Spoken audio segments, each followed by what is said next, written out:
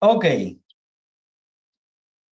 today's session, we're gonna talk about your pitch, about investor deck, pitch deck, elevator pitch, and everything related with pitching your project to investors, especially focused on investors. I'm gonna start with a question for all of you. How many of you have already worked on your pitch deck for your project? You can raise your hands with the Zoom functionality if you want. And let me see how many of you. Gianfranco. Someone else?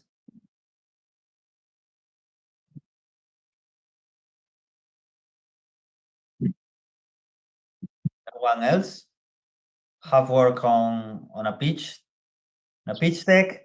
Maybe, okay, we are going to include other kind of pitches, okay? Commercial pitches, proposals. Okay, Marcos. Someone else? Any kind of pitch, okay? Not only investor or pitch deck. Okay, Tereso del Río. Antonio Linares. Okay, today we are going to focus on investors deck or pitch deck, but all the content, all the objectives, and all the methodologies that we're going to explain today, they apply to any kind of pitch, okay? Even a commercial pitch or whatever pitch, okay? So it's going to be a very interesting session because I think after the session, you are going to have a lot of hints and a lot of tools to sell better in your presentations, okay? So don't be scared, don't worry if you are not working on your pitch deck, okay? Because this applies to any kind of pitch. Okay, the general objective today, we're gonna develop skills to present your businesses and the value proposition to a very special kind of audience. This audience are investors, okay? Possible investors in your venture. The contents. We're going to talk about a lot of things. At the end of the session, I would like some of you that got some pitch, I would like to make some real presentations, some real pitches, okay? So at the end of the session, I will ask some of you guys that make a step forward and make for all of us a brief pitch about your project, okay? That's the final part, the most practical part. But what kind of content are we going to learn today? About public speaking, effective presentation techniques, identification of the target audience, very important. You have to study the audience. It's not, the speech is so different if you go to one audience or other. The adaptation of the presentation is crucial here, okay? How to use audiovisual tools, how to structure the presentation. We're gonna have a lot of examples of great pitch decks of real big tech companies, Airbnb, Dropbox, well. The main document to work on today is the business plan because the pitch deck is kind of like a brief summary of your business plan. Okay, so if you got your business plan worked, it's going to be kind of easy follow the standard structure of a pitch deck to place all the information in this standard structure and have in a very easy way your pitch deck. Okay, and the supporting documents are the pitch deck and the investor deck. The difference between pitch deck and investor deck is like investor deck is all the information that you are going to send to an investor. That includes the pitch deck. The pitch deck is the first approach when you get to know an investor and have a first meet with him. Is the first touch point, okay? And it's a real brief presentation about your product with a standard structure. And then if after this first meeting, if the investor is still interested in your venture, in your project, in your idea, is when you follow up the opportunity and send him the investor deck with more information, not only the pitch deck, maybe the financial plan, maybe some kind of financial sheet, P&L balance, projections, predictions, financial predictions, even some kind of commercial or patent information. Well, could be different information to complement the pitch deck. Okay. And if you know Spanish, I recommend you to download this ebook, Pitch Deck para Levantar Millones. It's an ebook that I've written about 2 years ago. The book, it's a real deep. It got information about how to craft the perfect pitch deck. Okay, so I recommend you to download it. Okay, techniques for public speaking and make an effective presentation. This is general way of speaking, and you can apply to any presentation. Okay, so the essential objective. You have to clearly communicate the vision, the value proposition, and you have to develop an ability to connect in an emotional way with your audience and to build some kind of trust, okay? Because it's really, this connection, this initial connection is really important. Some startups and some entrepreneurs use a lot storytelling in this part of the in some parts of the presentation to try to connect in an emotional way with the audience. Okay, you have to be real clear. You have to transmit. You have to talk in a concise way, with a concise message. Have to synthesize a complex idea, because you don't have to forget that your target audience doesn't know your vocabulary. It's not from your sector. It's not from your industry. So please avoid any type of technical vocabulary or sector vocabulary that they are not going to understand. That's important, okay? Because sometimes the startups are like intoxicated with all this vocabulary, don't realize that it's really a really complex things outside their own environments. Okay. Persuasion and influence. You have to use public speaking to inspire action. Okay, the action here would be to have second meeting to keep going with the possibility of that investor would invest in the company.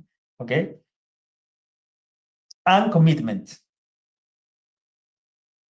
Preparation. You have to understand that is really important, the prior preparation, credit research about your audience, what kind of investors are going to be in the pitch. They are individual investors, they are business angels, they are VCs, they are search funds, they are private equity, they are a lot of kind of investors in the different type of investors in the market.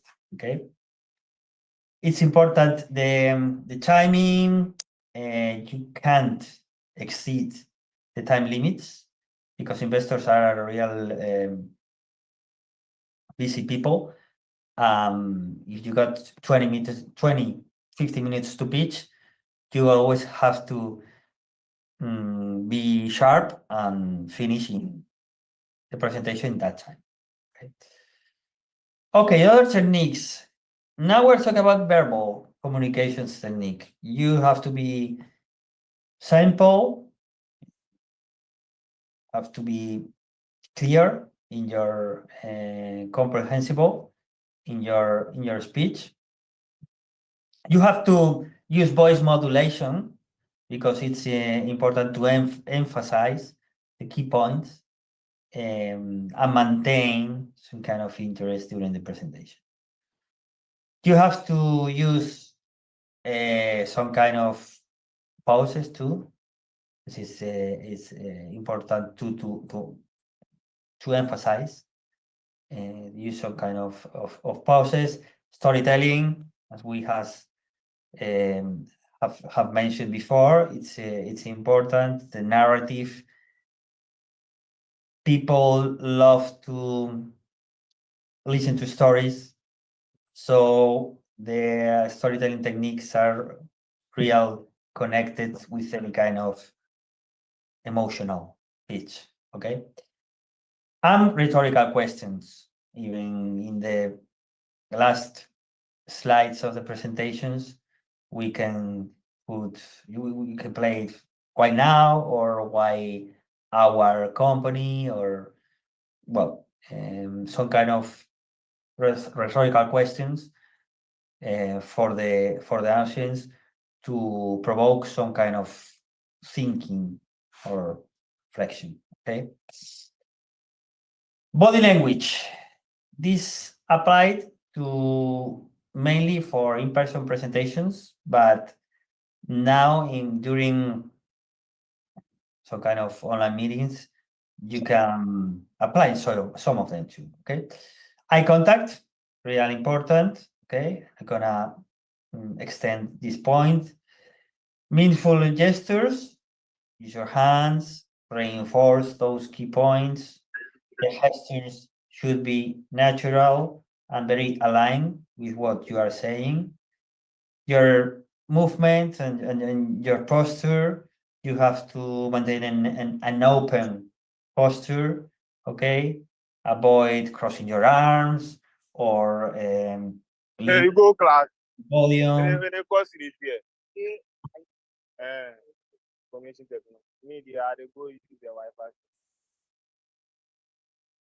Okay, the facial expressions, it's important to use expressions that align with the message you are communicating.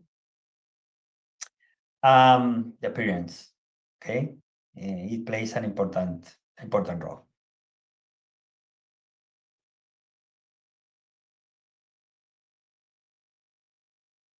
Okay, regarding. Miguel, may I ask you something?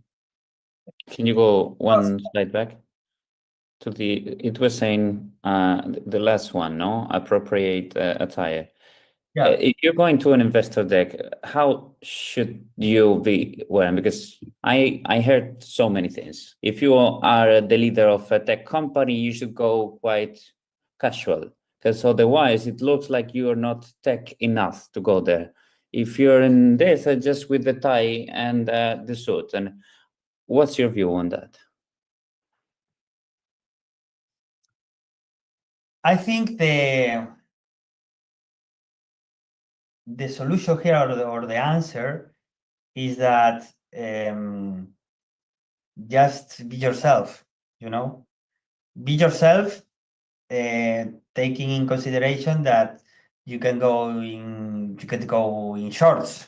Okay, so if you are a casual guy that never wear ties, if you are going to see a VC or a bank, a real big bank, I wouldn't wear a tie either, because if you never use it.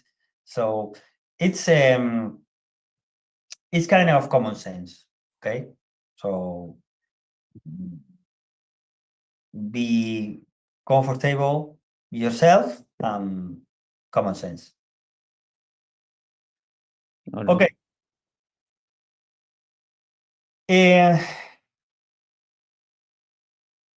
Well, we have talked about some of these already, okay? Facial expressions, the upright posture, the eye contact. Managing nervousness in presentation. This is kind of important because the first time or the first few times that you make the presentations, you have to deal with this kind of nervous thing, okay? Well, first of all, you have to accept it, okay? It's a natural feeling, okay? Additionally, and this statement, it has been confirmed with some kind of studies during the years, okay? The audience doesn't notice that the speaker is nervous, okay? Even you feel that you are very, very nervous and you are doing your worst presentation in your life, the audience is not gonna notice that, okay? So don't worry about to fall apart during the presentation, because that is not going to happen, and your nerves they are not going to show up as much as you think, okay? Breathing techniques, you can practice with some kind of deep breathing techniques to reduce a little bit the tension and be calm during the presentation. Of course, preparation is very important. You have to prepare the speech. Where are you going to say? And to complement the knowledge, you have to know your material. You have to know about your industry, about your venture, and about your project. Okay. The positive visualization. Think positive. That's very important too. Okay. You can practice with your teammates, with your relatives, with a small test audience to try to test all your contents and all your speech. Okay. Detailed approach. Okay. For preparing an impactful and persuasive speech. You have to be empathetic, you have to be practical, and you have to work on a standard but effective structure. Okay. It has to be standard, because if you go with a non-standard pitch deck, the investor is not going to understand you. It has to be effective, because one of the ways to be effective is to be standard. Okay. So, well, that's important. We're gonna go through the standard structure of a pitch deck in the next slides. But now, 30 minutes after we start the presentation, any kind of questions, any kind of comments that you want to add to any of the things that we have talking in these 30 minutes?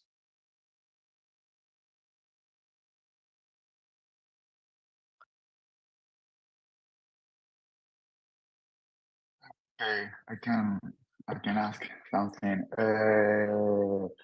I think I'm a good speaker, but what if I actually I fall apart? Like you said, you are not going to fall apart, but sometimes it might happen. So I don't know if you can give us some kind of advice or some strategy to get over it, if I'm explaining myself. Define fall apart. What is fall apart? I don't know, being, I don't know how to say that in English, lose everything, like your brain is just white or black, so you don't remember the speech, or you cannot think clearly, basically. Yeah, that could be some kind of scenic fear, could be the name of this, in which you just go blank and you can't even think or speak. Well, first of all, I think this scenic fear, it only happens on Santiago Bernabéu, okay, when the other teams come to visit Real Madrid. No, but I'm just joking. But that's real. Well, I think a scenic fear is like some kind of issue that you can work on, and you can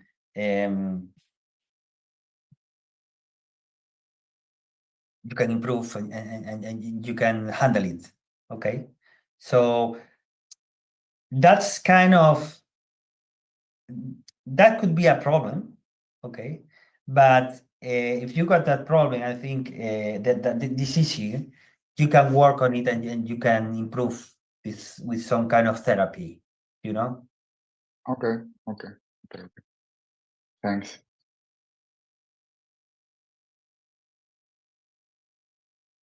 Okay, now we're gonna play a role play. Okay, so we're going to think as a startup, and we are going to think as an investor. Okay. First of all, thinking as a startup. What do you want? You want money, and you want money now. In the head of the investor wants money too, but not right now. He's gonna invest an amount on your project to get the money in the future with X times the return.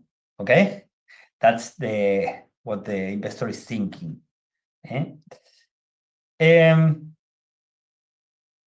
Why do you need this money?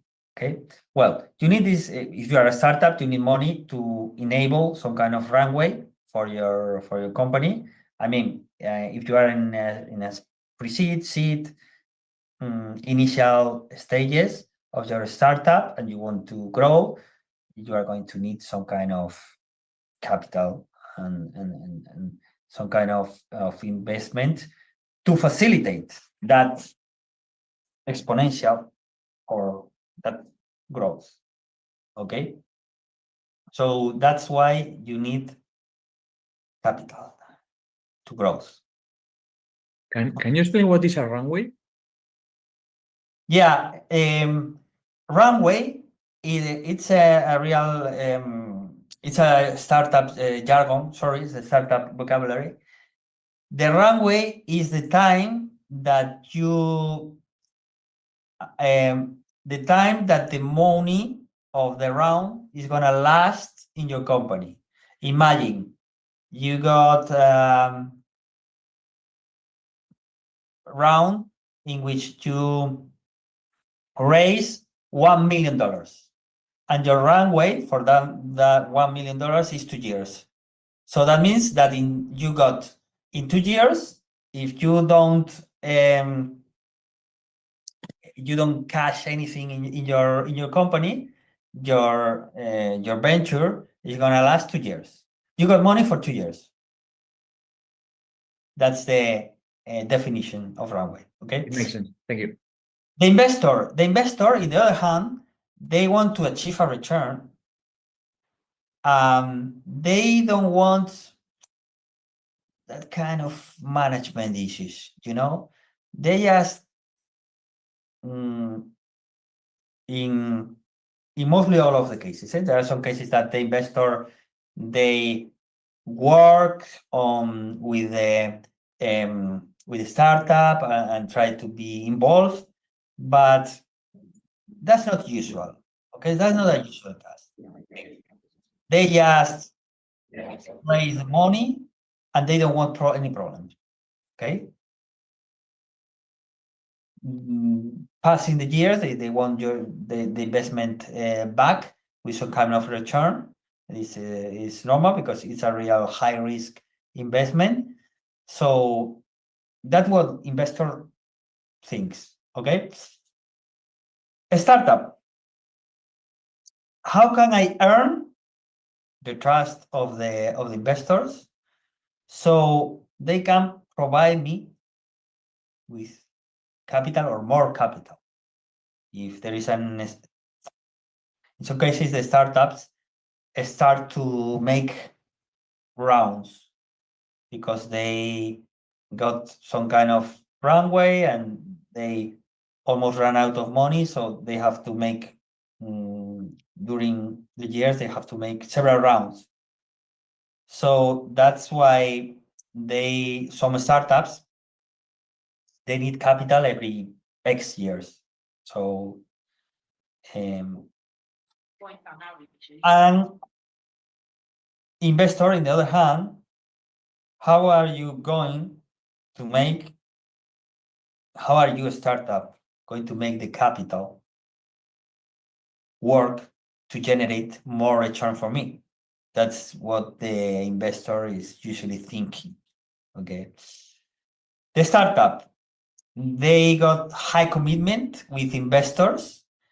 This means like for example, if you got high commitment, you frequently send reports to the investors about how the company is going, not only financial, other kind of evolution reports. Okay. In the mind of the investor, every investor in startup investor knows that it's a very high risk investment. Okay, that's why if the investment succeeds, they are going to have a lot of return. Okay, and finally, the startup, the entrepreneur always have high commitment with the project. Okay, they want to grow, and on the other hand, the investor plays the money, but they got moderate commitment because normally they're not involved in day-to-day operations. Okay, any questions about these two mind thinking stuff? Okay. follow me with the role play. Okay, we are going to focus now on the entrepreneur mindset. An entrepreneur, what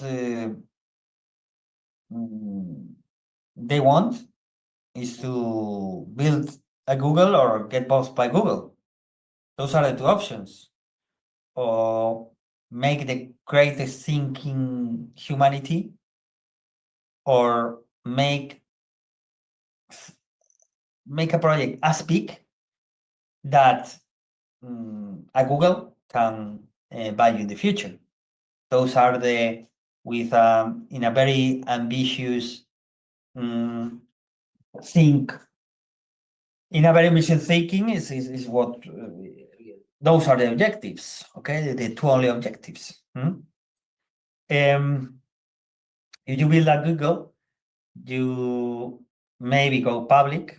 Okay, those are the investments that the investors want, but they are real rare, because only that percentage that I'm not gonna mention, but you got it in the screen, become a unicorn. Do you know what a unicorn is? Okay, a unicorn is a company which got a valuation of $1 billion or above that figure. Okay, so that's a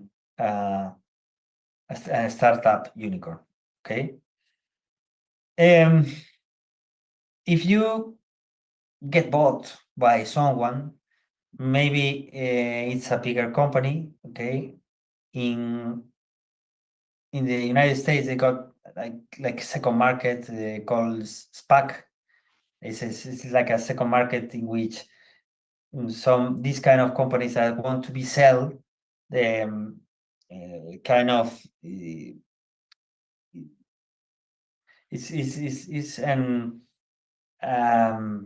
a type of marketplace in which companies that wants to be purchased by all bigger companies, especially tech companies, can be there and can negotiate with each other. Okay.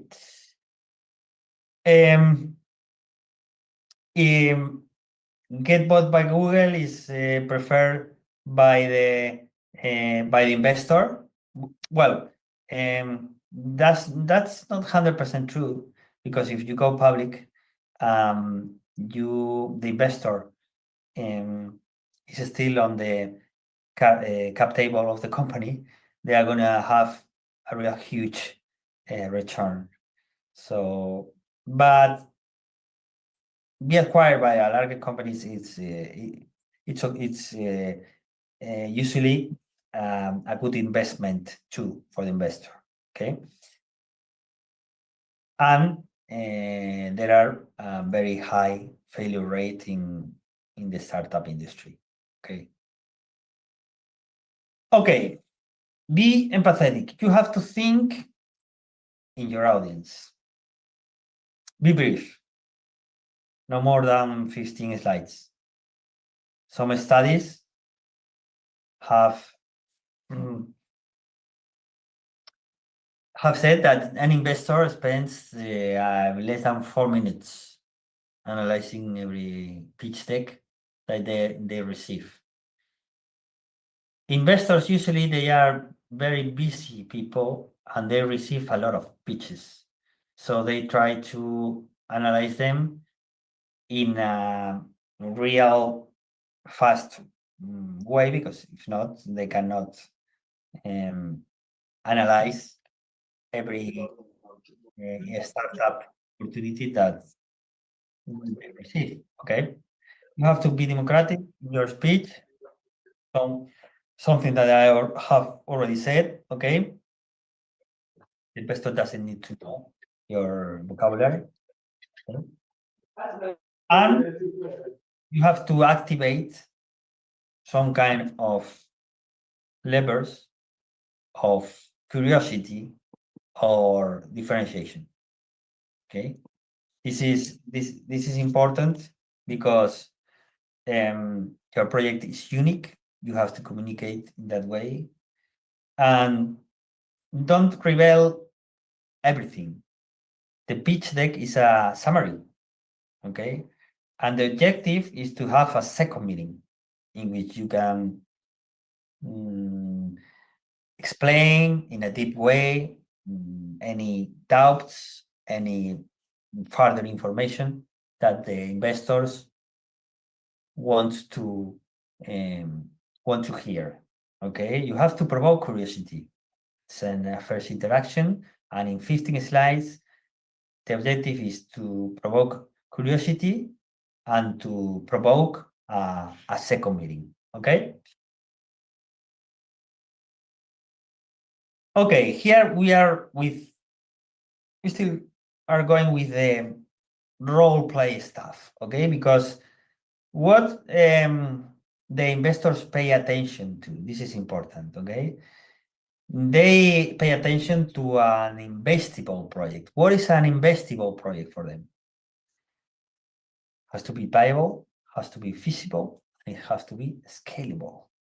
Okay, those are the three main characteristics of a project for an investor. Okay, investable project. Okay, pay attention to the checklist of investors and VC funds. This is important.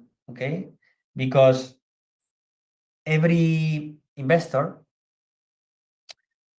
work with some kind of checklist to analyze and evaluate all the startup pitches and all the opportunities that all the deal flow. The technical way is deal flow. They got a checklist to evaluate all the deal flow that they receive. So those checklists, I got some examples here. Okay. This could be an example, okay? This is more like kind of a form. If well, the investor here, what they are doing, they are like screening and evaluating the investor, the possible investment. Okay, so what they try to fill out is this kind of form in which evaluate the market size and growth potential of the target industry. Okay, and here you got all the description for this point. Okay, so in other words, being in the mind of the investor for the entrepreneur, it's real positive because the entrepreneur is going to know what the investor are going to evaluate. So those kind of checklist, this is a real complete one. I recommend you to, we're not going to explain every point, okay? But there are a few of this kind of checklist over the internet, okay? But I recommend you that go through the checklist and read a little bit more, okay?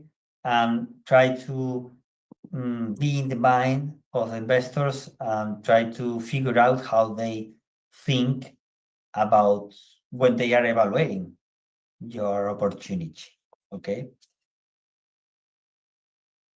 This could be another checklist, okay? I am here in the link, you got all the information, okay? I'm not gonna explain it, but please make a short review of this.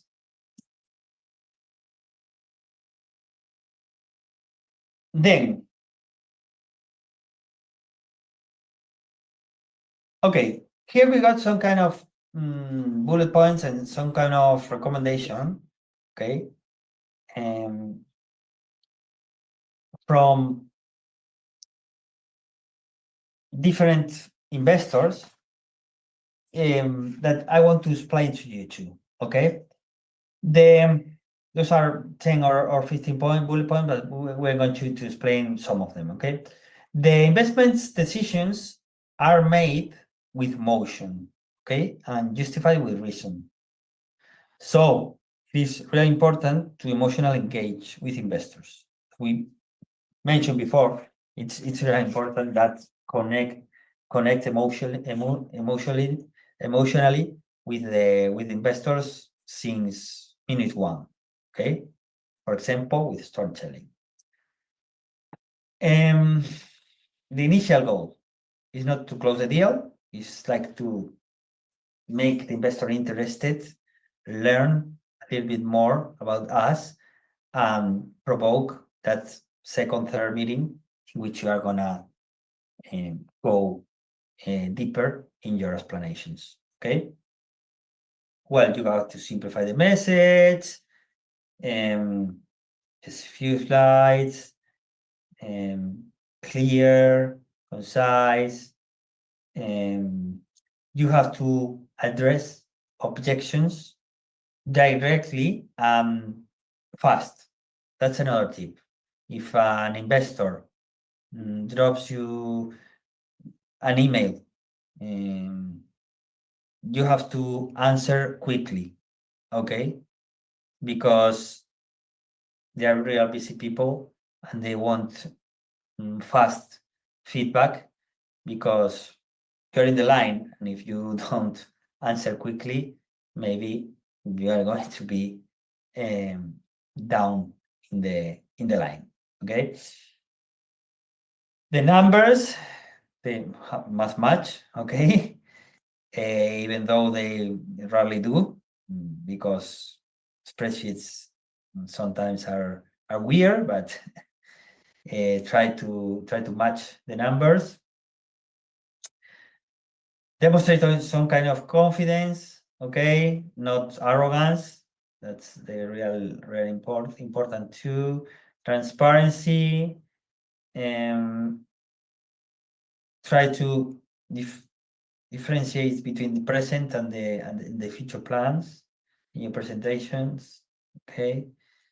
Try to list some kind of reasons to invest, okay. And some startups include some reasons to not invest. Okay, the opposite. But try to reduce that list. Okay. The first 60 seconds of the presentations are real important. You have to catch investors' attention.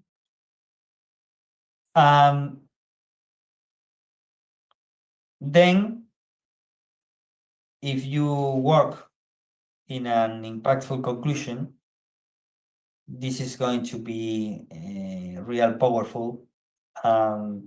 Maybe you are going to be remembered in comparison with other startups. Okay.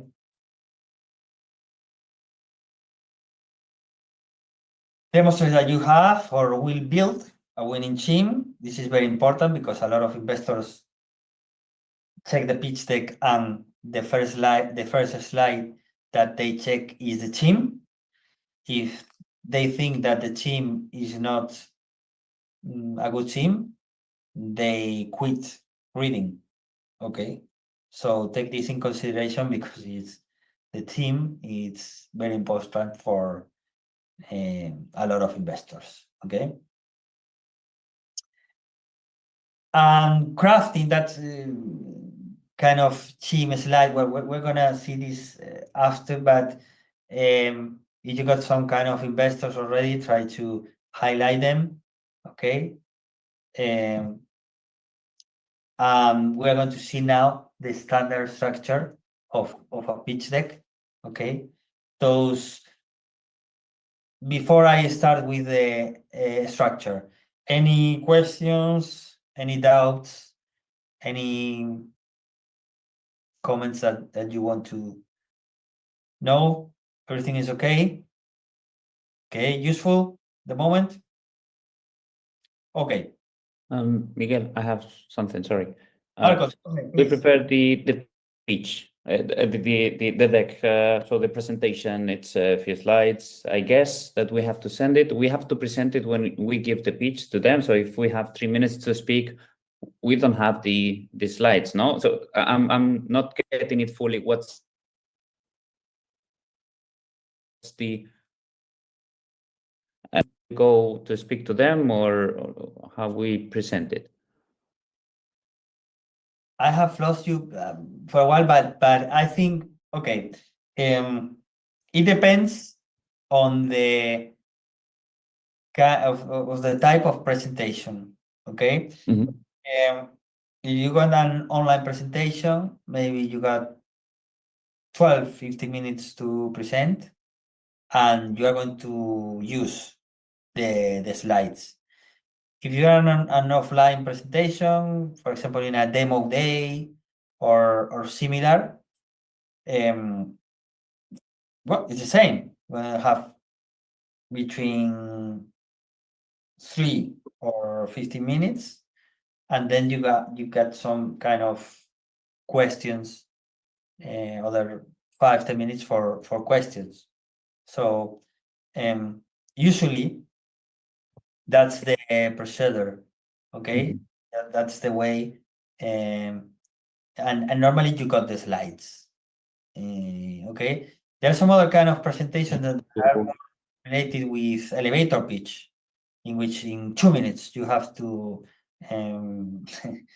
say everything's related with your startup. But that's So another. that's different, no? That one is different. The elevator pitch is not an investor pitch.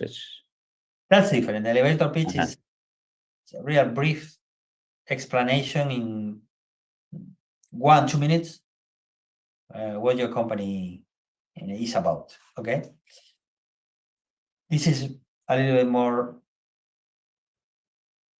This is like, I mean, this could be an extended elevator pitch, or this could be a summary of the business plan. Okay, both things could fit. In between those two things, the pitch deck fits. Okay, so this is the. Can I ask something, Miguel, please? Yes. So is there something as a like? Do you always need investment, or is there the possibility of just trying to, I don't know, not getting investment, or is that just stupid? It depends on the venture itself. You know, Yeah, I mean, yeah. there are some projects that they bootstrap and they don't need money. But this is not a very usual thing. Okay? Okay. It's difficult to grow without money. Okay. Well, this is the standard structure, which we got like 7-8 bullet points.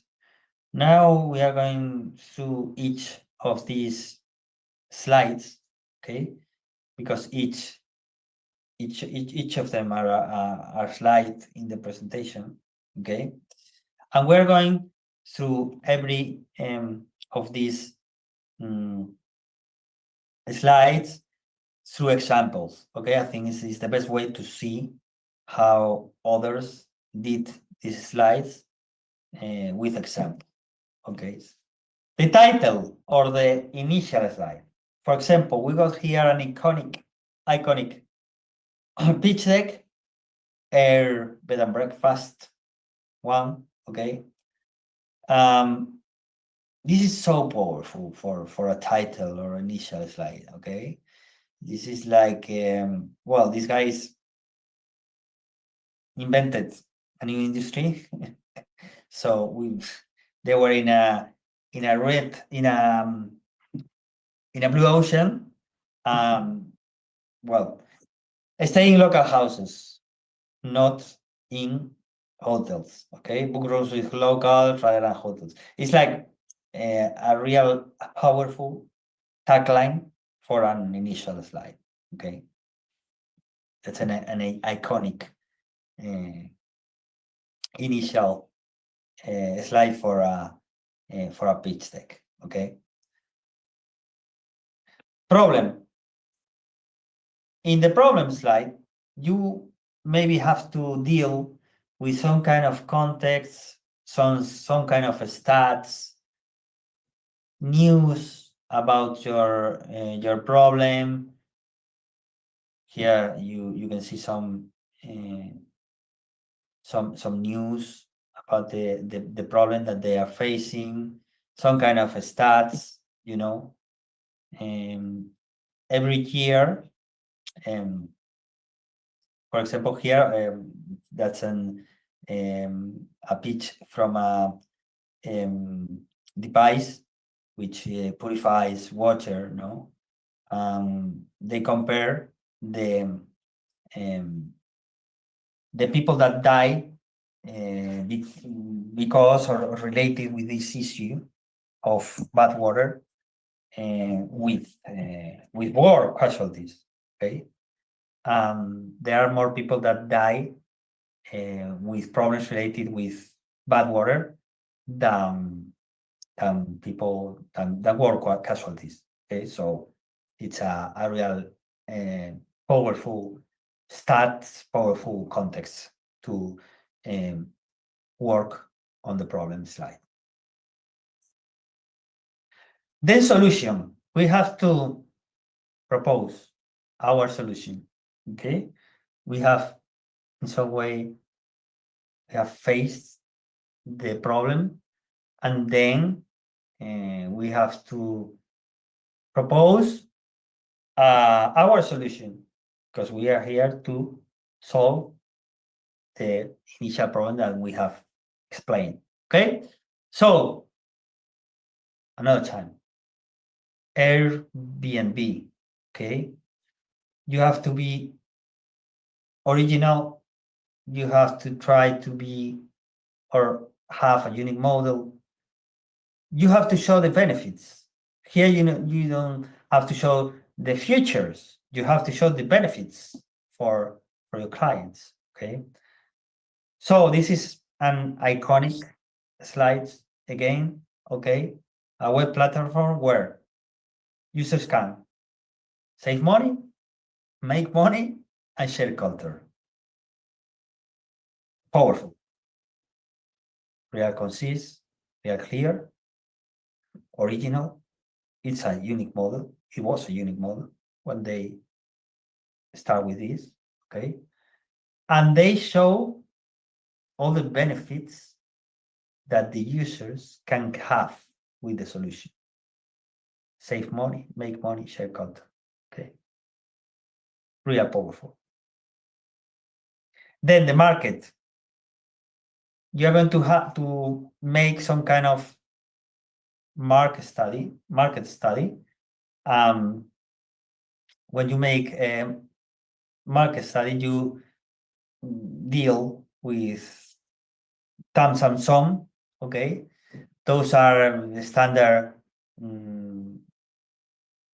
studies for try to size the market size. Okay, try to study the market. How many of you know about total addressable market, service addressable market, and service obtainable markets? How many of you know what is that? Partially. I didn't calculate it exactly, but I have an estimate idea. But obviously, I mean, I guess that for big corporates or to achieve it's always an estimate, no? And they know that you're estimating, and you need to prove somehow the numbers. How do you got them, or do you just try to impress them with the SOM being a cool? I mean, if you got some kind of sources, Cool number, no? Like you got trusted sources. Mhm. Those sources certify that those numbers are true, and trusted. It's better. It's much better. Okay, and you always have to quantify in money. Okay, you can make some kind of market size just in numbers or individuals, but it's better to show or to transform those number of individuals in money, because investors wants to see is the money that the market size got. Okay. So these three figures are not an amount of sales, it's in money, no? That you can, it's the total is the, Yeah. okay. This is a market size in terms of money. Okay. It's a total market, and then you got a first segment in which you got like a service addressable market is in which you as a startup is your addressable market. Okay. And then the obtainable market is with your resources and with your actual moment, how much of this addressable market you can get. Okay. So those three are segments from the total. The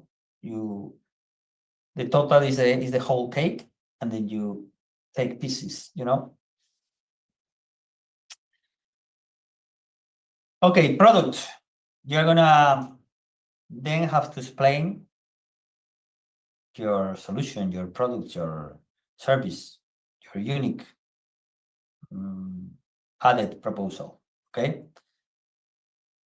In this slide, and if you got a physical product, it works very well to show it in a video, like this example. Okay, it's a technical thing to digitalize the core teams. Okay, in the video is just very well explained what the product do. Okay, it's visual, it's understandable, it's real good. Then you always have to show some kind of initial validation or traction. It's important to do that. Okay, even though sometimes you don't have that initial traction or initial numbers. If you got that problem because you are so in a pre-seed stage that you maybe don't even have an MVP or an initial product, okay? Maybe in this case, you will have to lean on the market slide more than in this slide, okay?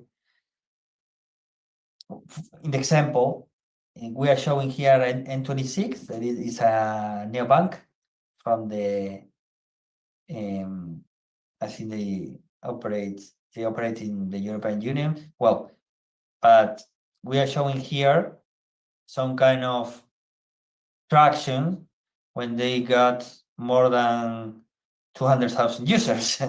I mean, they are not in a pre-seed or seed stage. They are already with 2 billion transaction volume. It's a real huge. It's a good number in terms of traction. Okay, and it shows growth. That is the investors want to see. They want to see growth in the hockey stick graphs. Okay, we're going to see that in the financial slide, but you have to show some kind of validation or traction if you already got some, and if you don't got any traction, any numbers yet, and any kind of validation, mm, try to focus more on market size, on the problem, okay, and on your MVP. If you got some kind of initial prototype or something related, okay. Team, the team, the slide of the team, it's really important, okay. There are some investors that they start reading the pitch decks in this slide. If they don't like this slide, they not keep on reading. They quit. So it's very important. It's one of the most important slides in a pitch deck. Okay. It's better to be to work with bullet points. Okay, it's going to be more clear. Sometimes, if the team is very powerful, maybe we can place it at the beginning, because, for example, here we got these top advisors like Guy Kawasaki. Maybe we we can place the team at the beginning, okay? And it's important to show you got top advisors, like this case, or if you got previous investors with an extremely good track record, you have to place them here too. Okay, it's important, both things, advisors and previous investors if you already got some. Okay, competitors, competitor benchmark. Here we're gonna use a Dropbox example. Okay, this is from the pitch of initial pitch of Dropbox. Okay, this is kind of iconic slide too, in which in a real concise, a real simple way, with checks and X, we can show where our venture is related with the competitors. The objective here is to have all the checks, like you can see here with Dropbox, okay? 6 functionalities, 6 features of the product, 4 competitors, and Dropbox got all the checks, okay? The others, you can see, one got 2, another one got 3. Well,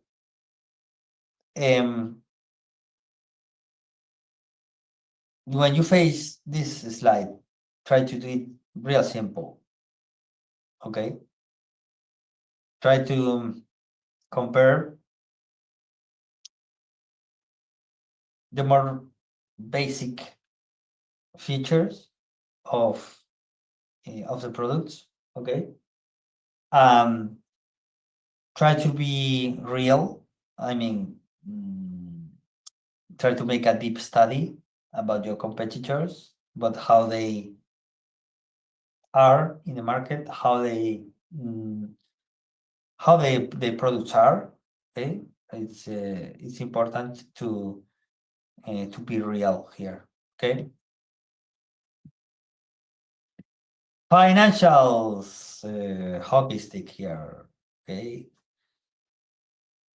We always have to show like ambitious scenarios. Okay, because it's important in the whole presentation that the entrepreneur must be ambitious, okay, and the investors like ambitious entrepreneurs, okay.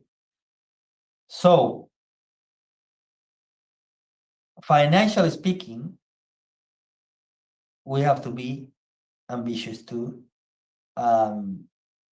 Those kinds of predictions are predictions, okay, but we have to try to be we have to be real and to try to match this realistic scenario with an ambitious one, because well, predictions is a spreadsheet.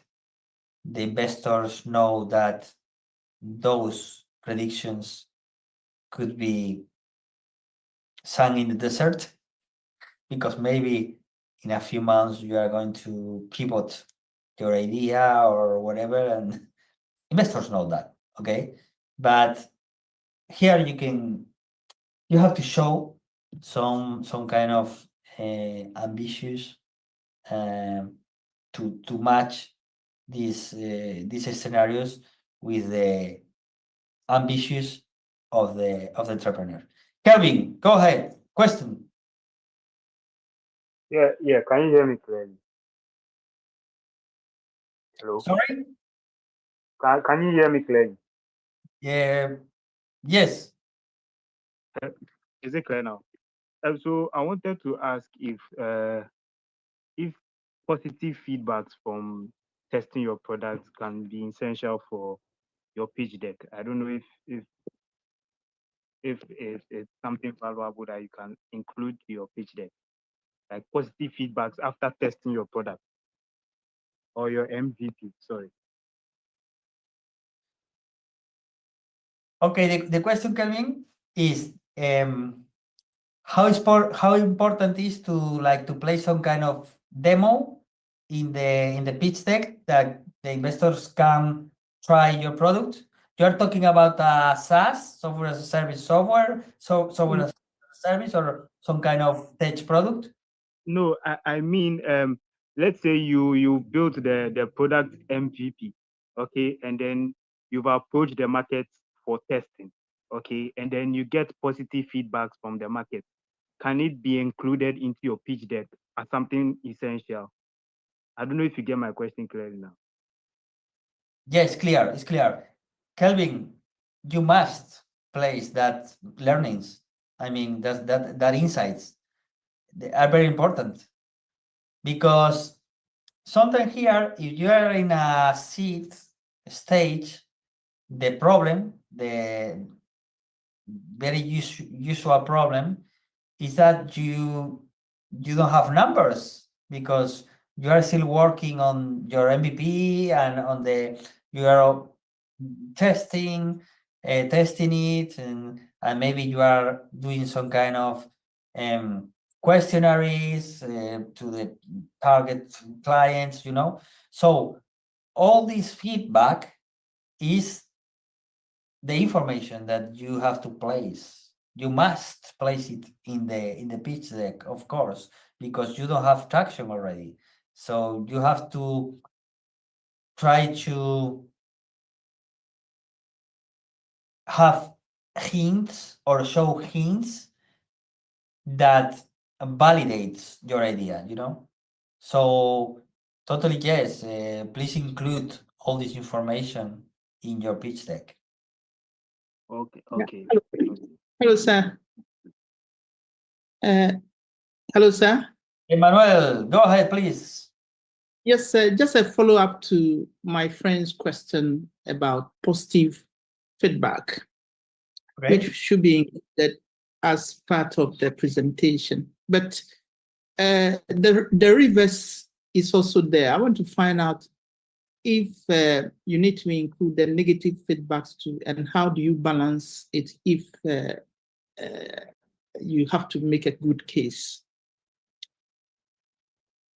Mm-hmm. Okay, good question. Very good question, Emmanuel. No, I mean, maybe if you got negative feedback, is that maybe you are not prepared yet for anything. Your product is not prepared, so don't prepare a pitch deck yet.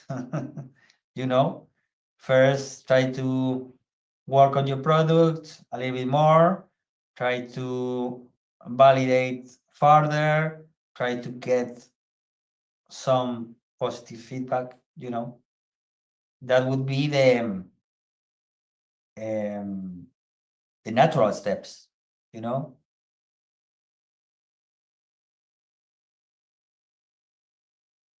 Okay, thank you. More questions?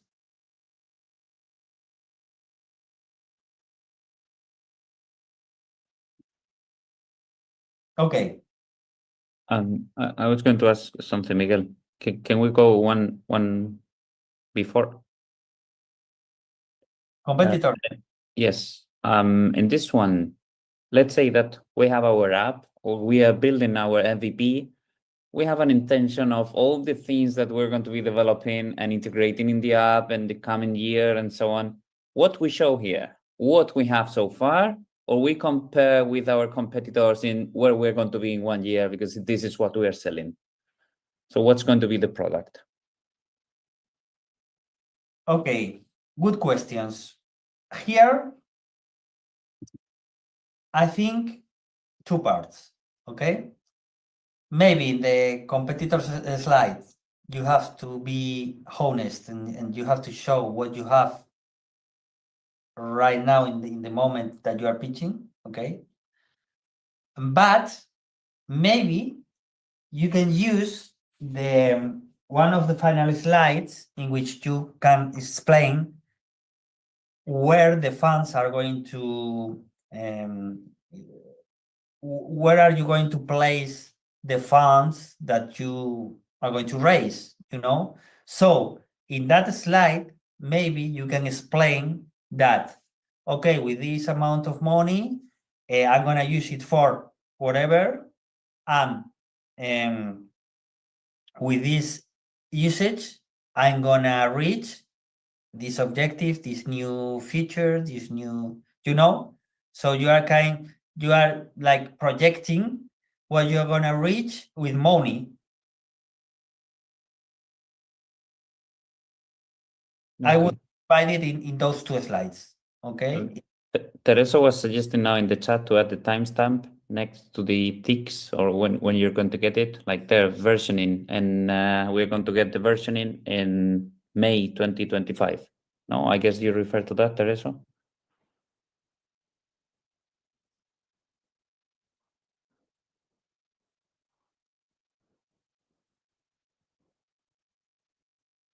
Yes, I meant that. Mhm. But it's also a great idea to say, yeah, I want your money to do this, and this. I also like it. Yeah. Mhm. Okay. Okay, we got a few slides left. I would like to some of you to stand up and pitch for us, okay? So we can receive your presentation and give you some feedback. It would be extremely interesting to finish up with the class with those kinds of pitch deck presentations, okay? But first we're gonna finish, okay? Financials, other slides, okay? Here, you can introduce studying your audience. Maybe if you are in not pre-seed, you are in an A series or B series in which you are in a growth stage and you are thinking about the possibilities to sell the company. One slide that you can include, very interesting, is the exit strategy. Or if you got a real interesting product that you think Meta or Amazon, they are going to be very interested in the near future to buy it, you know?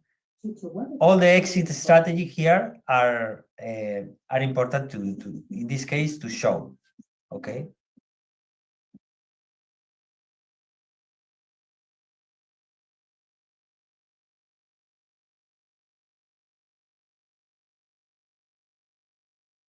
Sorry, because my Alexa device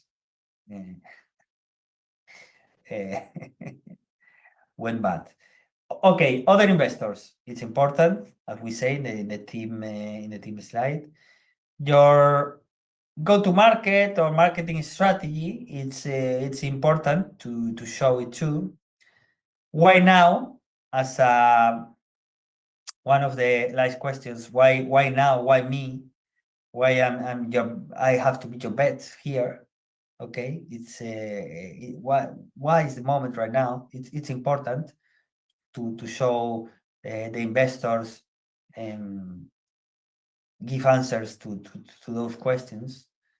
And if you are like kind of production company or similar, you can show your patents, okay, your partnerships or recent relevant deals. It's important for them too. Okay, trends, and get around 30 minutes left to see your pitches. Okay, so latest trends. Okay, we have here, for example, okay, we got some kind of AI tools in which we can generate the decks in a real easy way. For example, you got Gamma.app. It's an AI tool that you can easily create any kind of deck, even a pitch deck. Okay. Then you got some kind of AI agents that can help you out with analyzing your pitch deck. Okay, and I send you one of these possibilities here. One of the latest trends is to work with a memo instead of a pitch deck. You got here the example of Mistral. It's not, I mean, I don't recommend to make a memo. I mean, if you are Mistral, that is the AI, is the European Union respond to ChatGPT and DeepSeek and all these AI tools. So I mean, if you are Mistral, Mistral is the AI of the European Union. Okay, if you are Mistral, you can make a memo because everybody in the industry knows you, so you can make a memo, not a pitch deck. But I think it doesn't apply to your use case. Okay, then you can use. Can you explain a bit what a memo is compared with a pitch? Yeah, a memo, it's a Word document around 6-7 pages. Okay, here you got the example of Mistral. It's a strategic demo in which they analyze a little bit the market, the value proposal, okay, why they are launching now from Europe, the technological part, okay, their technological approach, how they are going to make the business development, well, the team, okay. It's like kind of a pitch deck, but in a Word document, and the roadmap. I see. I understand. Next stages, well. And is it recommended to have it as well, just in case they ask for it, or? No, they don't usually ask for a memo. No. Okay, then you got here. I'm gonna place it in English. Sorry. It's really useful to use this kind of tools like DocSend, okay, in which you can send documents and you got stats about the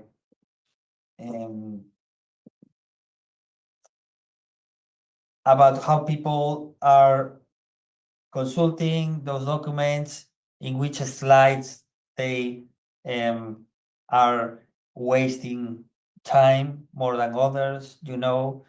First of all, if they have opened the pitch deck, or they still haven't opened it, you know, it's real useful. I would recommend, if you are going to send your pitch deck to thousands of investors, to track all the activity is it's real interesting to have a tool like DocSend or similar to this one. Okay.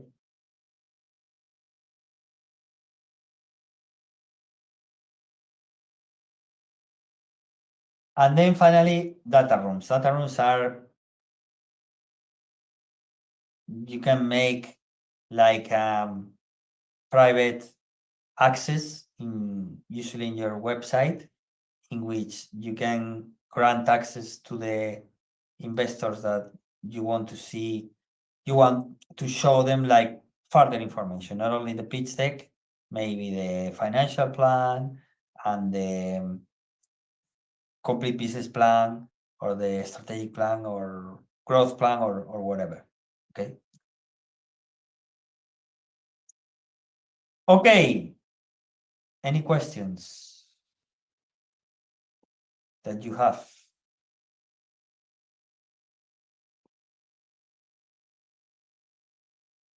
We don't have questions. We are going to practice some of your pitches, okay?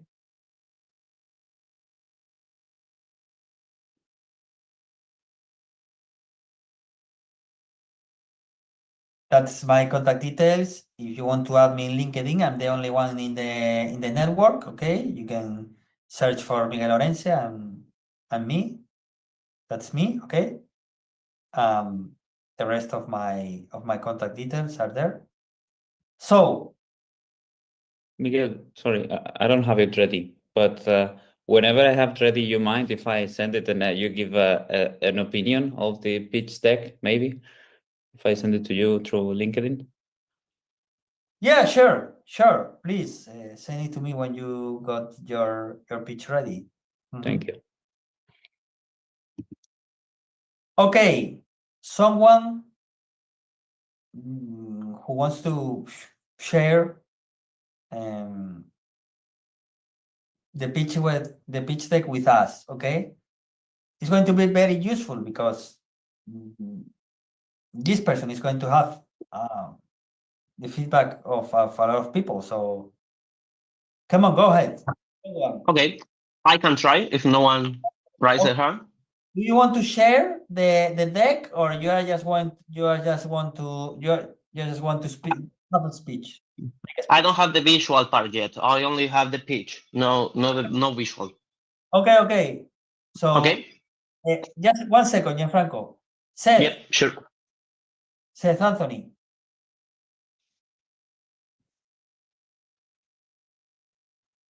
No, we can hear you. You're mute. Yeah, I said I can present my. We can hear you very well.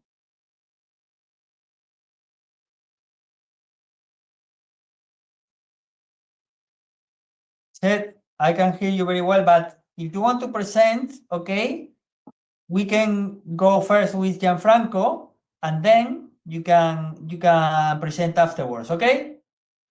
Okay, Gianfranco, go ahead, please. Perfect. Okay. Hello to everyone. I would like to start this talk with a little question. Have you ever found yourself scrolling through endless content online, feeling like nothing truly grabbed your attention or leave you a lasting impression? I know that many of you were there more than a few times. So what if we imagine a space where every piece of content feels meaningful, creative, and personal?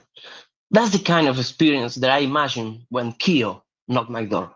My name is Gianfranco Visio, and I'm passionate about storytelling, creativity, and making online content more engaging for everyone.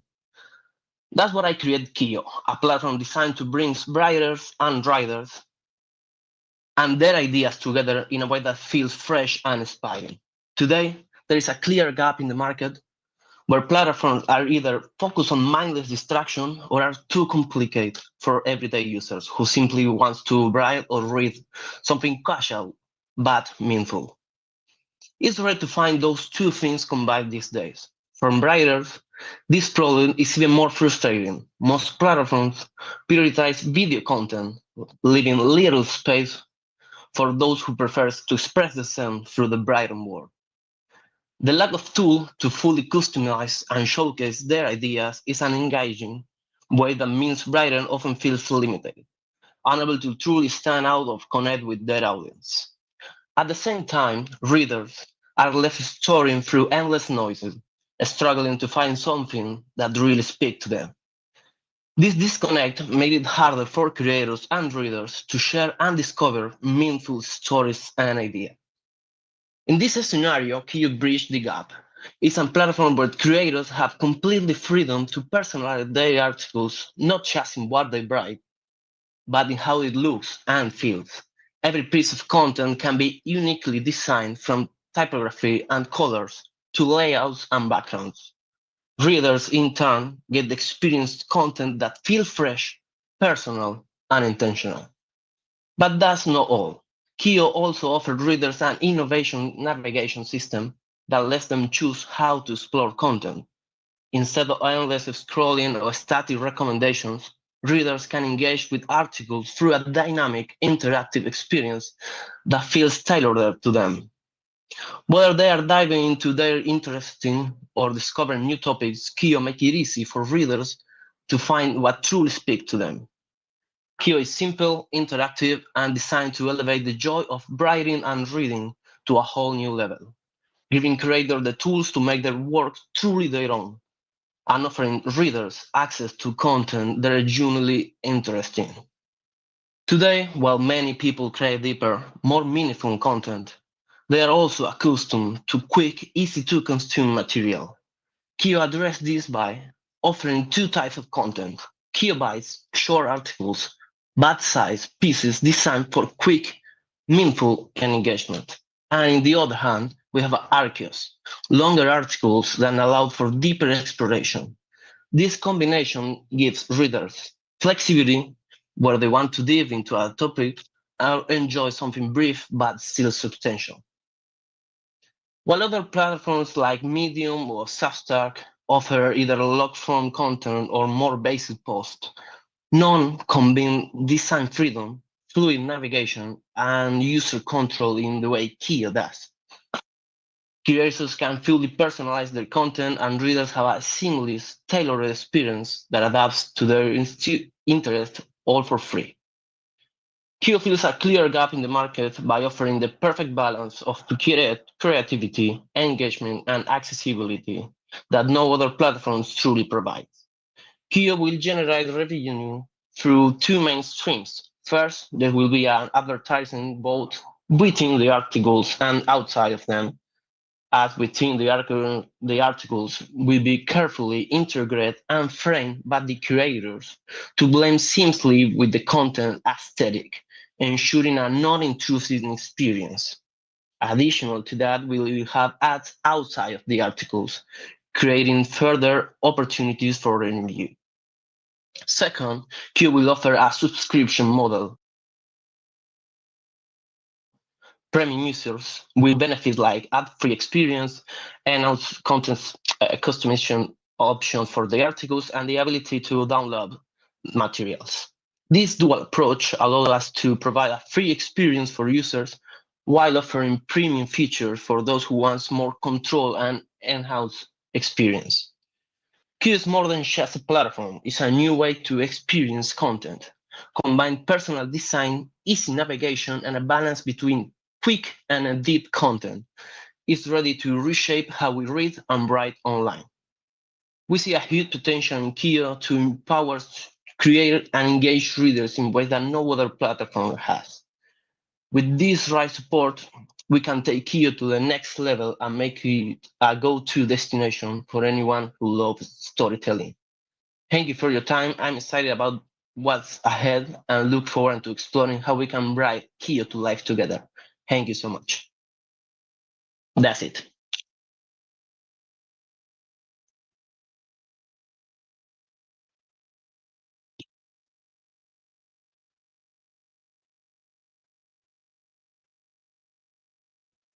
Okay, Gianfranco, thank you very much.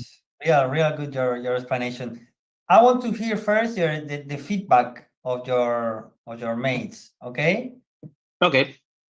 come on, someone who wants to share that with Gianfranco. I think it's been amazing, the start. I loved it. The start. Yeah, the start. I really liked it.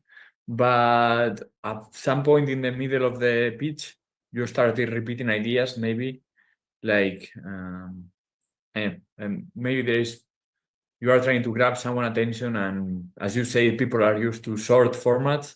So yeah, maybe avoiding repetition and trying to keep it simple. Okay. Yeah, it happened to me. I realized at the same time that I was reading, hey, I said this like twice or three times. Yeah, I realized that. Thank you. Yeah, but very nice. Congratulations. Thanks. Thank you. Thank you. Hello. Hello. Hello. Please, can I make some comments? Yeah, sure.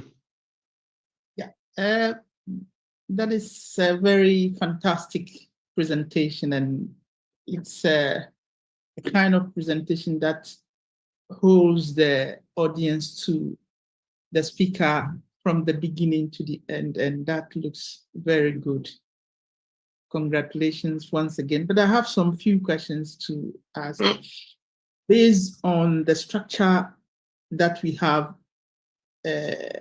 according to the lecture that has been delivered, I was actually expecting a demarcation between the various segments of the presentation, which is not so clear.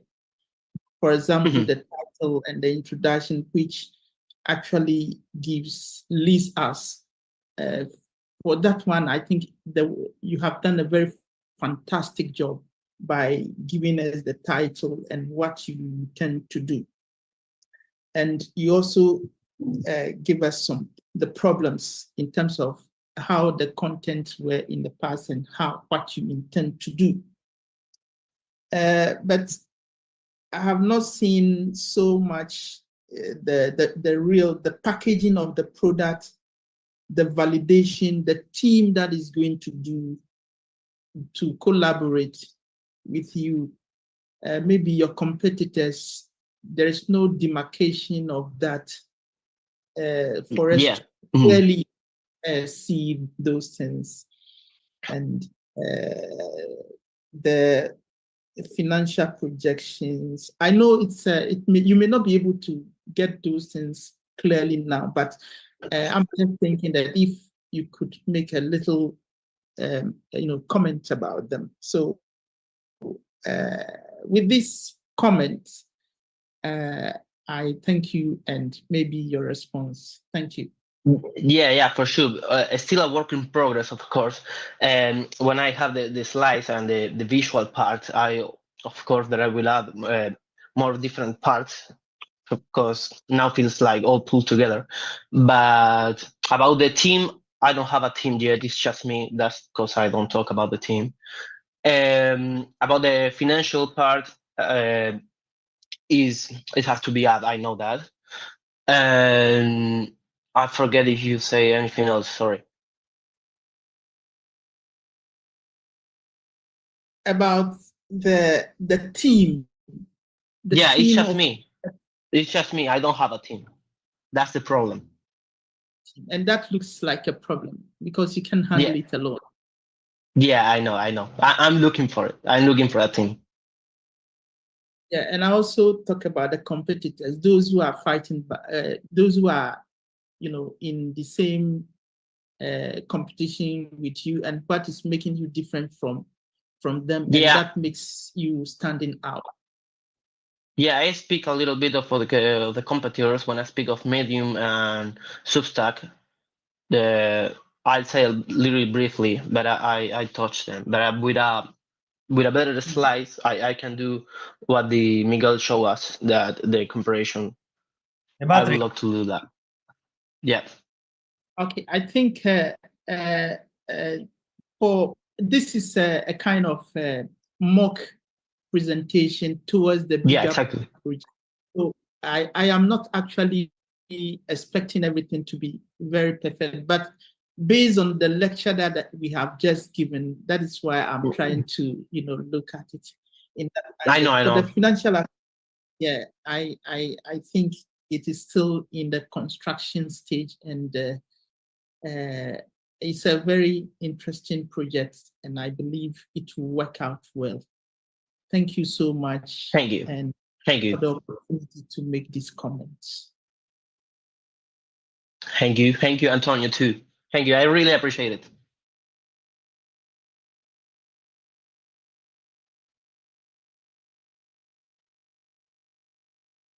Okay, someone else that wants to give feedback to Gianfranco?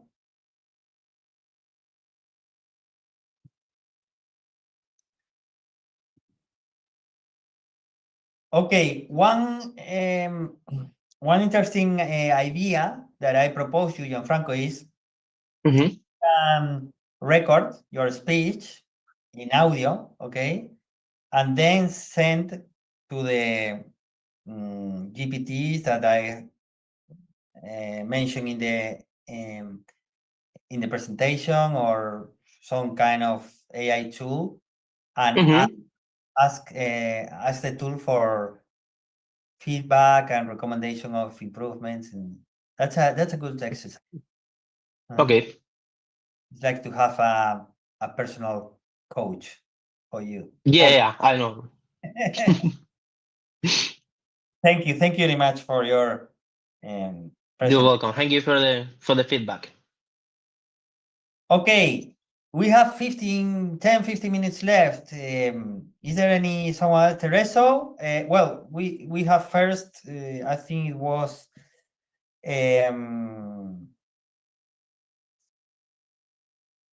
Kelvin. Kelvin was was the second in the line. Kelvin, please go ahead.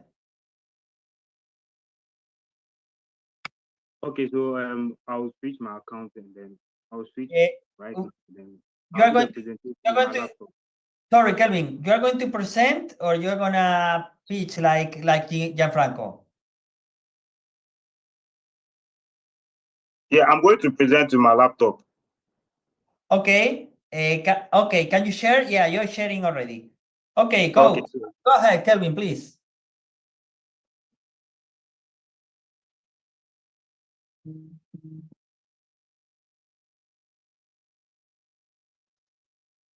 We can hear you right now. okay, I'm trying to share the screen. I'm coming. Okay.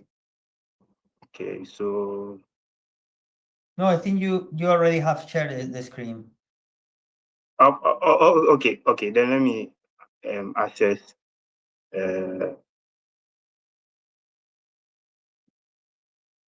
so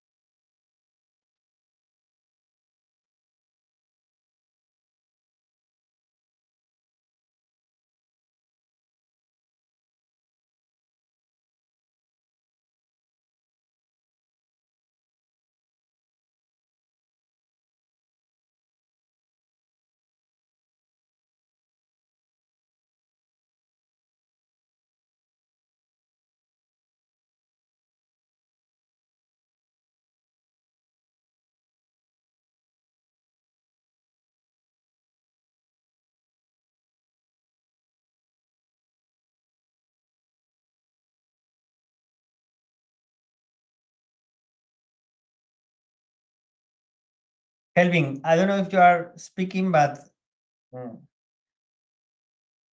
Can you hear the whole video playing, like the sound? yeah, the sound where I'm watching like your desktop right now. Yeah, the We cannot see video should have a the video and not hear the audio, Kelvin. We just see the folder where you have the video. You're sharing the wrong screen, probably. Mhm.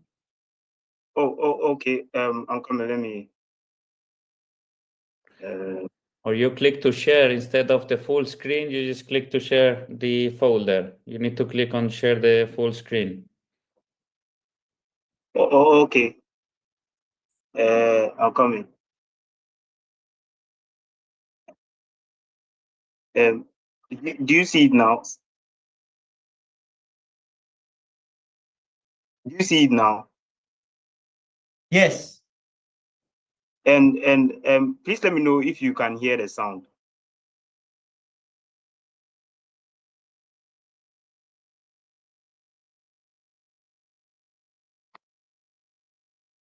No sound, Kevin. You can say it. No sound is coming.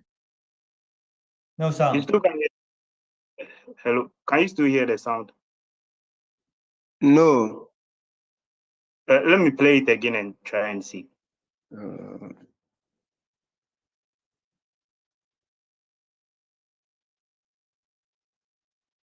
There's No. no You still can hear. no, there's no sound. Maybe you can talk and explain what's shown in the video. Yeah. Okay, so I don't. Okay. Let me just explain with my voice actually. So this is Womaye. It's beyond bed and breakfast, and then you can use Womaye to book experiences. There is a problem in the current industry where hotels struggle to monetize their services beyond overnight stays. And then we have travelers lacking a seamless platform for them to book hotel amenities.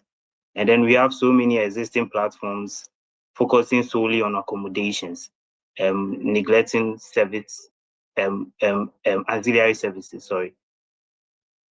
And then we introduced the real solution, which is a digital platform that connects travelers and local hotel amenities.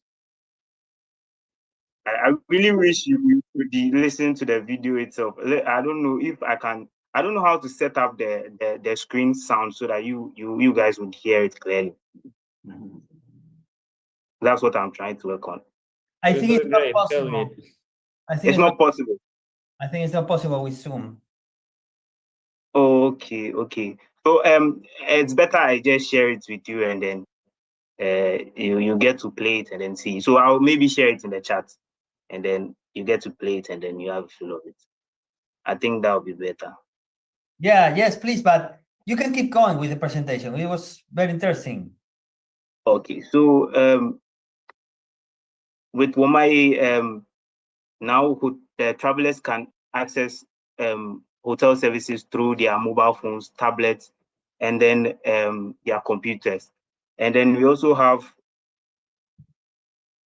a market opportunity where the global hospitality market is valued at $4.5 trillion, and there is a growing demand for convenience and personalized travel experiences. Auxiliary services from hotels actually represent an untapped opportunity worth billions annually. And then incoming. Womaye's value for hotels is for them to extend their services beyond limits, for them to increase revenue through service monetization, and then we provide them with tools to efficiently manage their service requests. So any request for their services through our platform, they'll be able to manage it efficiently with Womaye. And then we also are valuable to travelers for them to have easy access to hotel spas, dining experiences, and other hotel amenities and they could also it's a streamlined booking platform for unique travel experiences. Our value for businesses also is for them to have meeting rooms, co-working spaces, and concierge services on their platform so that they can use our platform to book their next trip. And then Womaye also currently has an MVP well developed by our developers for the market. And then we've reached out to 10 plus hotels who have actually expressed interest in Womaye. And then we are seeking to expand to 50 hotels in the next 6 months. We want to scale up and then expand Womaye to the international market, starting with high demand regions like the US and Europe. And also our developers want to integrate AI-driven recommendations for personalized user experiences. We would like to onboard 1,000 plus hotels and partners within the next 2 years. I want to record 1,000 service requests per month to our platform. And then we want you to seize the opportunity today to invest in a scalable, high-growth platform addressing an untapped market. Thank you.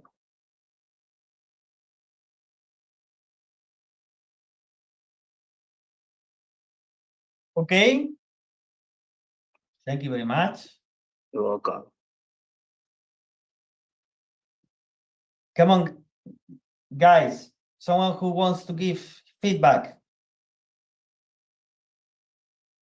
to Kelvin.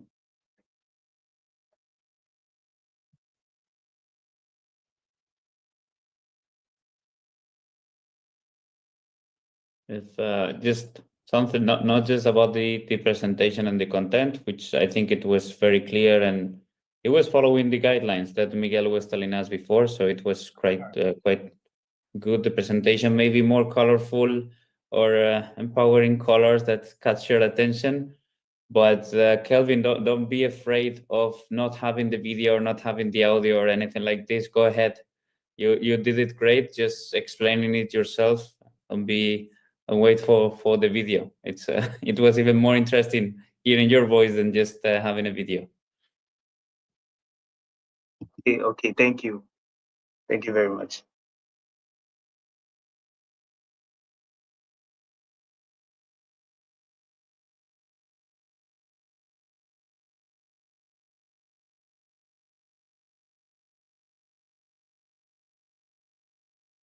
Okay.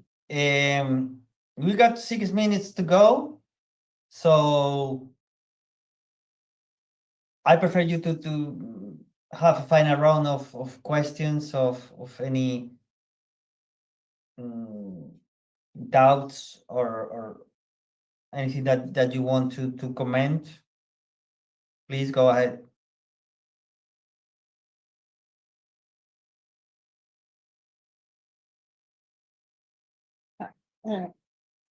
Hello, sir. Emmanuel, please. Hello. Go ahead. Thank you so much for the opportunity. And I want to congratulate my friend who just presented for a very good job. And it's a very ambitious project, and I wish him very well. It's just that I couldn't capture the essence of the presentation very well for me to be able to get details into whatever I said. But it seems I don't know much about what actually the detail. I don't know so much about the business aspect. So, but I think it's a very good presentation. I encourage you to keep it up. Congratulations, my very good friend. Okay, thank you very much. Yes. Secondly, I want to ask a general question. Provided that at least 12 to 15 slides for such presentation is very okay.